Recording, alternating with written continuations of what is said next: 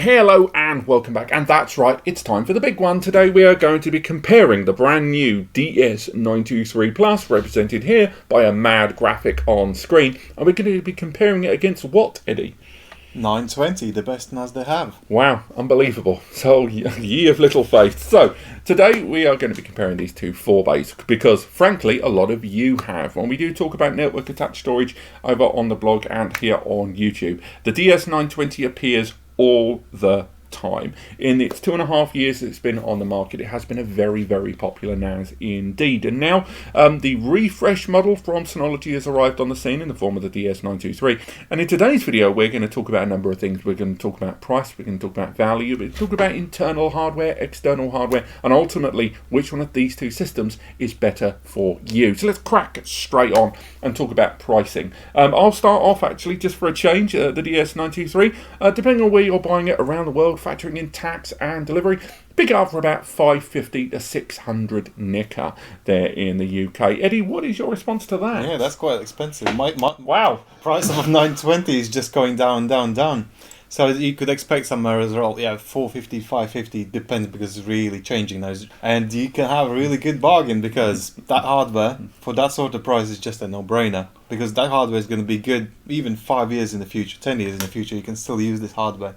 Again, I'll give you that. When you say 450 to 550, I think we can all agree when you're shopping around, it's a lot closer to 450. When it's not on offer during Amazon Prime Day or Black Friday, it is on continuous offers in different retailers there. Now, as Synology are refreshing this series, yes, unsurprisingly, the 920 is floating around for a bargain price point there. So again, we are talking about price, of course, and not value, something we'll crack onto a bit, basically how much you get, what you actually get for your buttons. But at the same time, if the bottom dollar is what matters the most to you, I think you can stop watching this video. Thank you so much for watching, subscribe, etc. But what about value? What about what you get for the money? It's about what's on the inside. That's what Mother said. So, Eddie, the DS920, tell me about the inside. Oh, it's a beautiful inside. So you have this Celeron CPU, which is like a J4125 with embedded graphics. What year did that come out, that CPU? It doesn't matter. It can, it can do what is inside, not outside. Okay, Come on, cool. remember. So base frequency for CPU is 2 gigahertz. Well, you can be bursted up to 2.7 if you have to, but most of the time you don't have to really for normal use. So you get 4 cores, 4 threads, and again this embedded graphics which can transcode 4K on the fly. So if you want to access your videos away from the home, or if you're in your home, certain devices do not play certain type of videos, like Amazon for H265, for example. Yeah, okay. It needs to be transcoded, and it can be done on the fly, so you don't need to keep an additional copy for that purpose. So it's a beautiful hardware, and 4K is not going anywhere away. 8K is not replacing 4K anytime soon. So the hardware you get in here is going to last for a long time, for another at least 5 years. Okay, well, when that CPU came out in 37 BC, again, it's a 2019 generation CPU, fair play to it, but at the same time, embedded graphics aren't everything, and I think the conversation about embedded graphics, the conversation about transcoding and the importance of embedded graphics, or integrated graphics, it's become bigger than I think it should be for some users. I do think it's worth highlighting that not everyone is going to take advantage of that facility, and indeed, not everyone who is enjoying the likes of Plex Media Server or Synology's own services are going to take advantage of that. If they're not going to need server-side conversions, because they might actually be running hardware that does have HEVC or 8.265 compression support, those users aren't really going to take advantage of that, because in a native side-by-side environment, as we saw in our testing between the 920 and the 1522, we saw that when it came to native 4K playback up to about 60 megabits per second, that included Ultra HD as well. We saw, and IMAX Ultra 4K HD as well. In those scenarios, they both used comparable power levels. CPU percentage utilization differed because of the differences in their architecture, but integrated graphics on that Intel Celeron aren't going to be for everyone. And I think a lot of users who will look down on the likes of the 923 and its CPU that I will get onto in a moment go, oh, it doesn't have integrated graphics. They may not even be using them because they may be able to rely on client-side transcoding and conversions of HEVC, or they may have the support of that already, or their multimedia collection doesn't have a lot of HEVC media to start with. HEVC only really got rolled into the mainstream in around about late 2018-19. So a lot of people that built their collections may not have a lot of that or have a lot of HD. But let's talk about what we're going to get for my money, not just arguing with you the whole time about that sodding integrated graphics, which is important, but it's not everything to everyone, which is really, really important. Now, the CPU inside this is the AMD embedded Ryzen. It's the R1600. It's a dual-core 4-thread processor with a 2.6 gigahertz base level clock speed that can be burst up to 3.1. That's right, we are cracking the 3 gigahertz there. On top of that, it also arrives with DDR4 ECC memory, error correcting code, or error code correction, depending on how you want to be a pedant. Now, that memory can be upgraded, or at least CPU supported, up to 32 gig. And at the time of recording, there's slight differences we found online with the overall supported maximum CPU memory there. So hopefully on screen you'll be able to see the right memory, but it should either go up to 32 gig there, or it will be 20 gig there, depending on soldered memory on board there. So hopefully that'll be differentiated there on the screen. But still, nonetheless, it's faster memory at 3200 megahertz, and it is ECC memory, so better memory as well. So what do you think of that? How do you like those apples? See, when I was growing up, all people used to buy like Intel based CPUs, and when you couldn't afford one, then you would just say, okay, I'm just gonna get AMD. I know it's crap. It's gonna be heating up and crashing more often than Intel, but that's your option. So some people went for AMD option, and then this time when I'm seeing AMD in Synology NAS, I'm thinking like, freaking hell, so I'm trying to save money now because they put this crappy CPU in there. Because normally Intel was like a market leader for a long time. I think it still is. And AMD was just trying to copy them with their bit different CPU, but they could never catch up with Intel performance and Intel quality. So those who couldn't afford Intel, they're always going for AMD to compromise. Things have changed. It is not 1987. When you look in those specs, you can see that it still uses more power than Celeron. So sorry, and probably more heat as well, just like in olden days. So I still have no trust in AMD. Oh, I'm terribly sorry that my NAS is too powerful for you. I understand what you mean about 24/7 and TDP and overall costing more during operation at peak. I'll grant you that, but I do think modern generation AMDs, and by modern I do mean the last decade, they have really stepped up. And if you do look at market share, things have closed significantly, and I believe either at the end of 2020 or early 2021, due to Intel shooting themselves in the foot, and a lot of it not their own fault, to be fair, to do with stuff like hardware shortages, things like the pandemic, effects on the supply chain, climate change, semiconductor shortages, and overall pricing. Intel overpricing their products in many, many regards, particularly at the server grade stuff as well. AMD closed a lot of ground, not only because of Intel's failings, but also AMD's merit in a number of ways. And the embedded Ryzen series does provide a significant amount of power. We have to take a step back as well when we look at these processors to remember these are server grade processors. These are designed for 24/7 utilization. Yes, it does have a higher rated TDP and it does have a higher rated power consumption at peak, but at the same time, for what it's costing in terms of energy versus the return in clock speed, it is a very artfully and well-constructed CPU that does arrive at a better price point than the Intel Celeron at the point of release there. And again, we're moving slightly away from the subject of the CPU specific to that device and Intel versus AMD, but when it comes to this CPU, it is a good CPU. It doesn't have integrated graphics, and there are integrated graphic options in the R1000 embedded series, and for some reason Synology didn't opt for that, which disappoints me a little bit, let's be frank, but we can't knock this CPU as not a good CPU, because it is. I understand why there is AMD introduced. It could be Pentium, there could be some Atom or whatever. Because you're introducing this 10 gigabit upgrade slot, Celeron might not cope with the speed, so that's why they are introducing this CPU, so you could actually have full speed.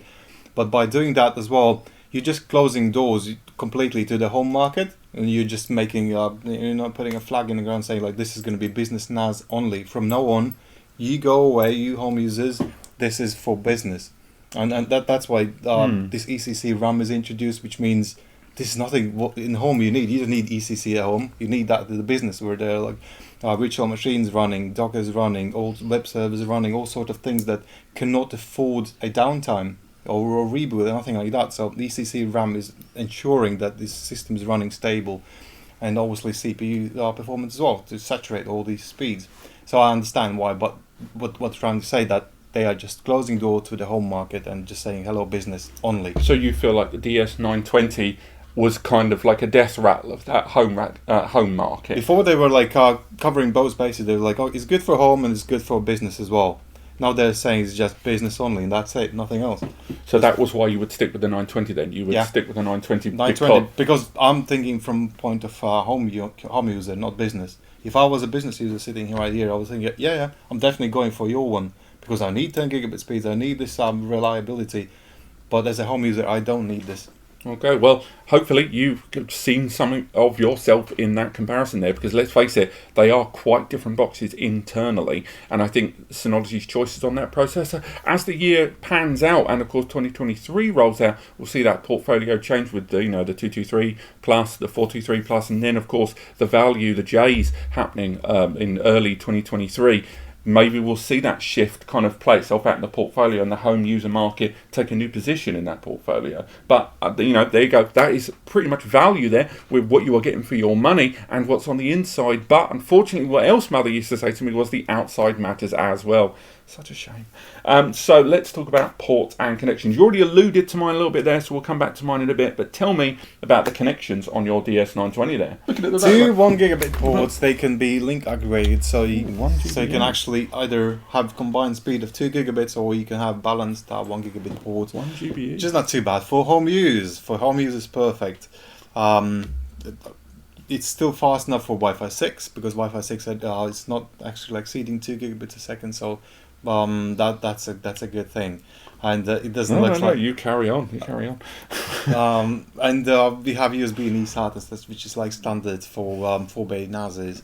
So what do you have? Oh well, I've got my 1 GBE ports, which is it's great, isn't it? But I've also, of course, got the option to upgrade to 10 GBE. Eddie already talked about that. You can take advantage of a module here, which goes by the oh so catchy name of the E10G22T1 Mini. It's catchy. And you can upgrade the system to a further connection of 10 GBE. Now, this is what people have asked for a long time.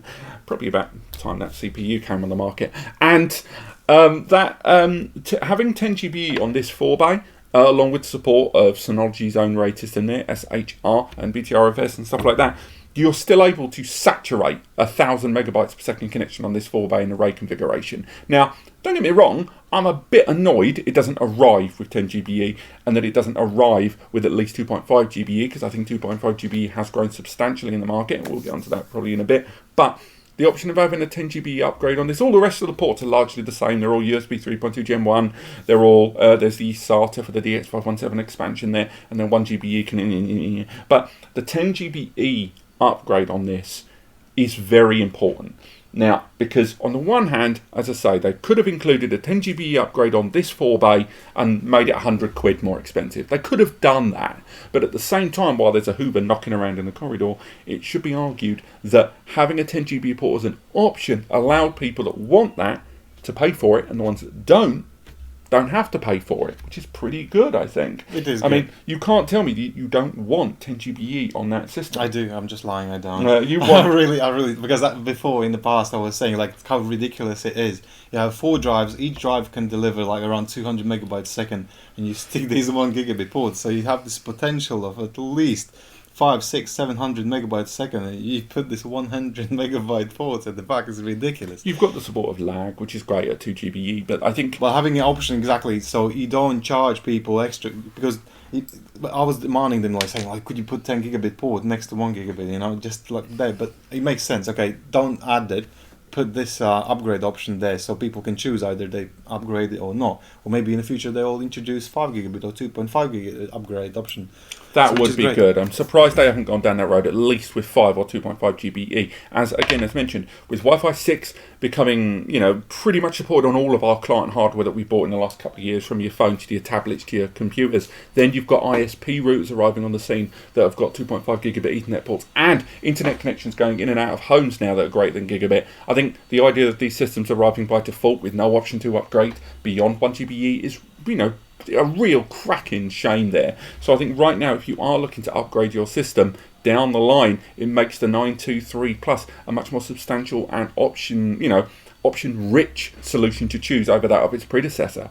It's also worth highlighting that both of these systems arrive with M2 NVMe slots on the base as well. The M2 NVMe slots allow you to install M2 NVMe 22080 NVMe's there on the base of there. Can be utilised for caching, of course, which is great. But at the same time, when you utilise those for caching, it's worth highlighting that the CPU inside that, the one that was in the Flintstones, that one has support of Gen 2 lanes, or the PCI, the 8 PCI lanes inside. This CPU inside it is Gen 3 now, which means when you spread across all the features and services inside, notwithstanding that this upgrade here is Gen 3 times 2, so it's a 2000 megabytes per second connection, it's not going to need that, but for upload download, at least you've got that access to ensure full saturation at 1.15 gigabytes on the upload download. But on top of that, those PCI lanes are going to be Gen 3, whether they're Gen 3 times 1 or more likely Gen 3 times 2, means that the SSDs you're putting inside, you're going to be able to have a better bandwidth for them. Yes, DSM and its storage manager will lock those to be utilised for read-write caching only instead of storage pools, unless you're going to go to GitHub and play around a little bit. But that CPU architecture on there has allowed those M2 NVMe's to be greater bandwidth accessible than they are inside that for caching. And you add that alongside our lovely little 10 GBE upgrade there, that's going to allow a lot of performance benefits for most users there. Ultimately, with the DS920, do you think this is enough reason for someone to not go for that and go for this? In a home user, like home environment, there is no point in having this really. Because even if you thought about backing up your Mac or your Windows, the difference between, yes, you could do it 10 times faster, but it happens in the background anyway, so you don't care really about the speed. When you're streaming some videos, you don't need 10 gigabit for doing that. So only if you really maybe do some photo editing, photo backups, and you want this 10 times faster backup at home, then 10 gigabit would be useful. But otherwise, no, not really. Okay. Well, let's move forward from the hardware there, and of course talk about Synology's DSM platform. DSM, at the time of recording, DSM 7.1. Let's face it, it is one of the chief reasons that a lot of people buy Synology. They don't really buy it for the hardware. I think that would be safe to say. A lot of the hardware is very, very good, very well engineered for a 24/7 system, very efficient, quite nice, easy on the eye. But I think it would be remiss not to highlight that DSM is an inclusive hardware-software package, isn't it? And I think it would be. Would you agree that DSM runs better on mine than it does on yours? On theoretical level, it runs better, but as a user connecting to a NAS, you won't notice the difference. So I would say, on technically, if you want to do a research, which one will open the certain app quicker, then yeah, your CPU will do it quicker, but not to a noticeable degree. As a user, I think me as the user, I'm going to be able to run more simultaneous applications, and it isn't just about multiple users, but because of that improved position on memory and upgrades, and also the speed of the memory by default as well. But on top of that, just that CPU having a bit more raw power accessible to me, I think it is going to be that little bit more responsive. If I'm using caching to improve response times and lower latency, I'm going to feel those benefits too. I think in terms of DSM, you're right. One for one, side by side, it's going to be the same. No user's really going to notice the difference. But when you introduce multiple family members, outside, I'll agree, of anything to do with 4K or transcoding or anything like that, then yes, you have the home field advantage with your integrated graphics. But at the same time, in every other regard, I think that raw power that's inside, the ability for the CPU to differentiate into virtual threads as well, is beneficial as well. If I'm looking at things that are in system, is going to be beneficial. I think the performance I can get out of drives will be better as well, whether that is via an external connection, of course, but internally, I think this CPU is going to be able to eke more performance out of the RAID on multiple drives inside this than it will inside that.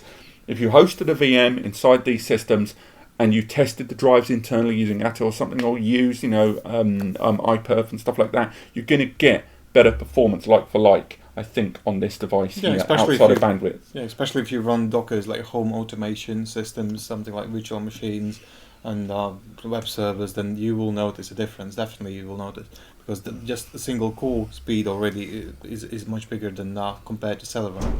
They both run, again, we cannot stress this enough, they run exactly the same apps. There is question marks about hard drive support on both of these devices. It has to be said, we've got to redress that. The idea that when the 920 was first released, hard drive compatibility was ridiculously big, broad and long, whereas now with the release of the 923, the list of compatible hard drives is a great deal more, shall we say, curated.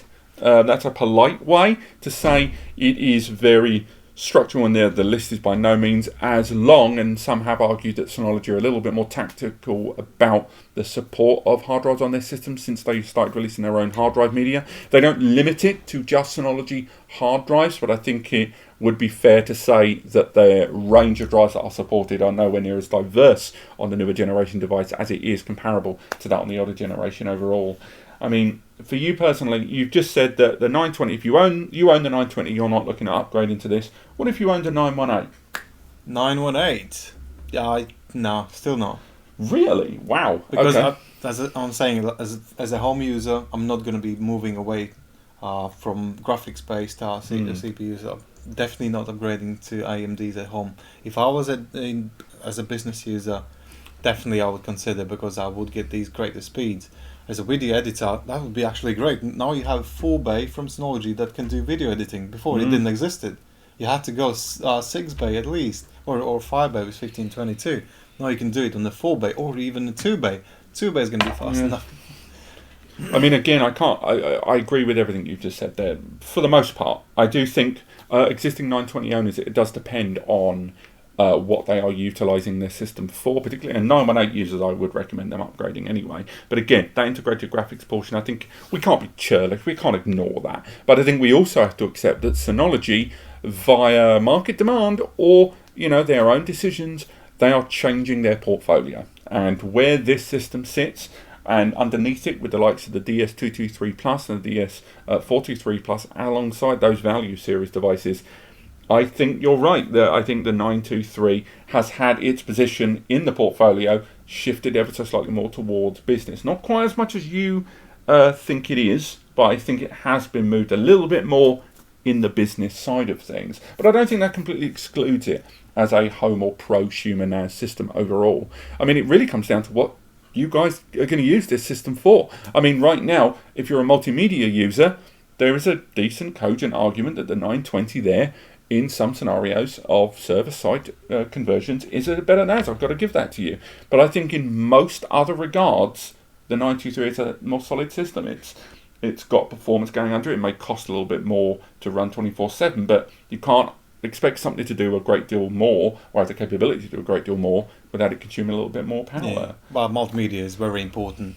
If you cross out multimedia, all those other extras means nothing. But really. you're not crossing out multimedia on this. You are? I don't think you are crossing out. You are crossing out a certain part of multimedia, I think. Oh, big part. It says you just now said that you can't stream the media from outside your home or with no, internet. you can, but as long as you don't need conversion, as long as which means you need to keep a separate copy, which is smaller, which is small enough to get through your internet upload speed.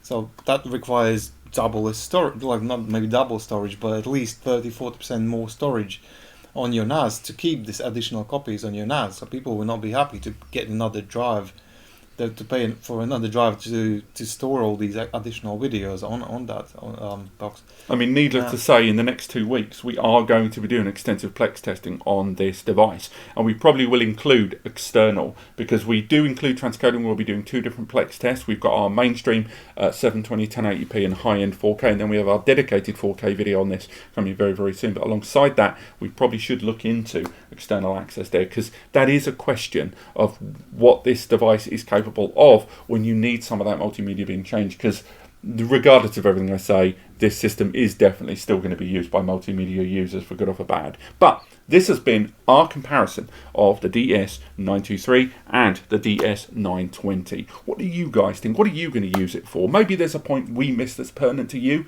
Let us know in the comments. If you did enjoy the video, click like. It really helps us out. And ever since YouTube basically null and voided the dislike button, so no one wants to use it, it's the only way that we know what we're doing right and wrong. And what do they need to do if they need help choosing the right NAS for themselves? Or you can go to blog NAS Compares and fill the form there. So free we're advice be section. answering one to one.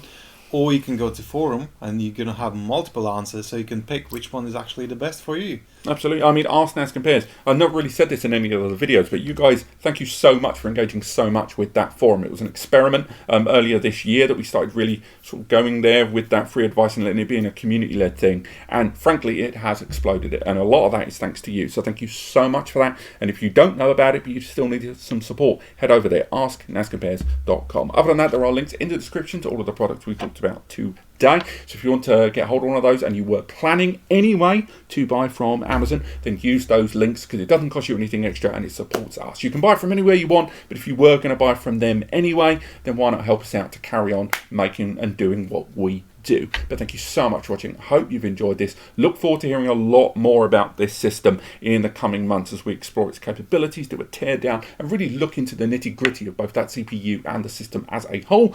But apart from that, Eddie, thank you so much for coming in today. Thank you so much for watching, and we will see you next time.